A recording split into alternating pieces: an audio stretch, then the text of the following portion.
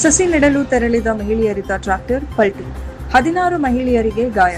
ನಮಸ್ಕಾರ, ವರ್ಷ ನ್ಯೂಸ್ 24/7ಗೆ ಸ್ವಾಗತ. ನಾನು ರಿಚಾ ವಿವಿ. ಬಳ್ಳಾರಿ ಪಟ್ಟಣ ಸೆರಗು ಗ್ರಾಮದಲ್ಲಿ ಸಸಿ ನೆಡುವ ಕಾರ್ಯಕ್ಕೆ ತೆರಳಿದ ಮಹಿಳೆಯರಿದ್ದ ಟ್ರ್ಯಾಕ್ಟರ್ ಆಕಸ್ಮಿಕವಾಗಿ ಪಲ್ಟಿಯಾದ ಪರಿಣಾಮ ಸುಮಾರು 16 ಮಹಿಳೆಯರು ಗಾಯಗೊಂಡಿದ್ದಾರೆ.